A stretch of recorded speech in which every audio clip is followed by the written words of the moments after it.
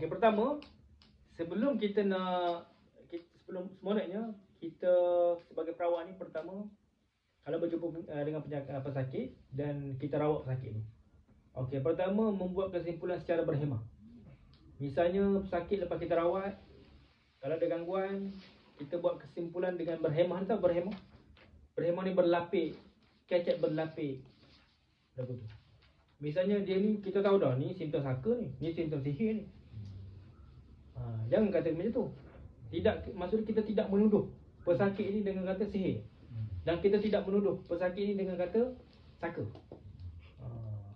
Seperti mana untuk guru kami, siapa yang kata macam tu, dia tak mengaku anak murid.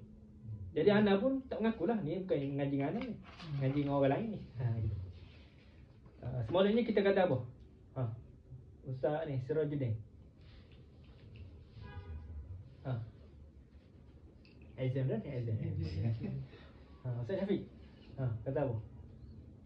Kalau dia ada gangguan, dia kerasukan ke ataupun dia ada simptom gangguan, kita nak kata apa? Kemungkinan apa? Kemungkinan setelah diagnosis lah.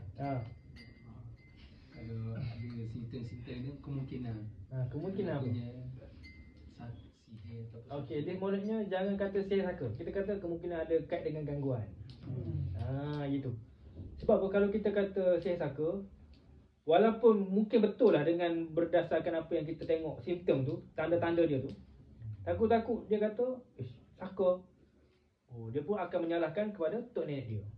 Ataupun sihir. Dia akan tengok berhati kawan-kawan dia masuk ke dalam rumah. Mulalah kan. Kita cakap benda betul dah, tapi orang tu salah faham.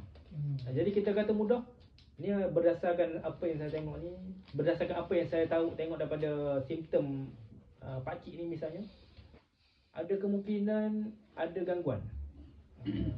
Gangguan, kalau dalam mahkamah dia tak boleh kata gangguan makhluk halus, dia kata gangguan spiritual.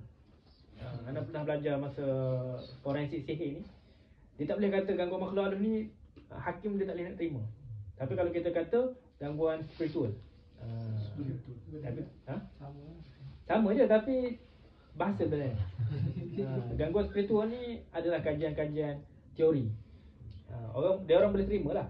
Tapi kalau macam kita ni bukannya nak pergi masuk mahkamah. Jadi kita kata ni berdasar ada gangguan, simptom gangguan ni. Kemungkinan besar ada ni. Lepas tu kita kata jangan risau, insya-Allah. Ni mudah sangat. Gitu lah. Jangan kata awak ni ada sihir, ada saka. Tahu benda kita perlu tahu, jangan cerita kat orang. Misalnya kita tahu dah orang ni kena sihir, kena saka. Kita memang wajib tahu, tetapi jangan cerita kat orang. Kita hanya tahu ni untuk apa? Kalau kita tahu dia ni sihir, untuk apa? Untuk berubat kaedah sihir. Untuk berubat kaedah sihir. Maksud sihir ni, dia kena berhati-hati, kena maklumkan kepada dia kalau ada orang yang mencurigakan, kena hati-hati. Misalnya hati-hati kalau orang bagi makanan, bagi pakaian, datang rumah dia.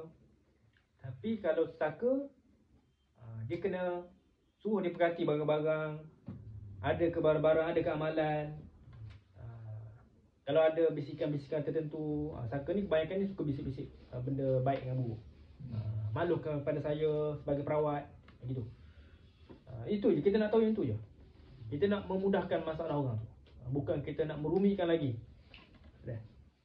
Sebab apa kita tak boleh nak tuduh dia ni ada gangguan. Misal awak ni gangguan ni, awak ni ada sihir ni, awak saka. Sebab gangguan makhluk halus, sihir saka, ikutlah saka ke jin asyik dan sebagainya. Tanpa, bila kita cakap tu tanpa memberi kemungkinan, melafazkan kalimat kemungkinan ni, maksudnya kita dah mendakwa benda ghaib. Bila mendakwa benda ghaib, dalam Quran tak boleh. Dalam Quran dia kata dah, benda makhluk halus ni benda ghaib. Jadi kita nak berlapik tu, nak katanya serasi dengan Quran Sunnah. Serasi dengan Sunnah tu nak katanya man atakahinan aw arrafan. Siapa yang kata awak ni ada sihir, awak ni ada saka, maksudnya dia dah mendakwa benda ghaib dah. Benda yang dia tak tahu, walaupun dia teka betul. Itu sama juga dengan kahin dengan arraf.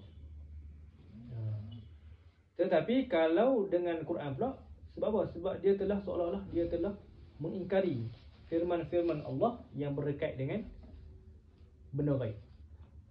Itu benda yang perlu kita jaga. Ana pun dulu mula-mula tak ni juga apa okay? Tak setuju juga kan, macam takkan tak boleh bagi tahu pada pesakit. Kita pun suka kata awak ni ada sihir ni, awak ni ada sangka ni. Suka kita kata gitu. Tetapi kita kena apa? Kena berhemah jugalah.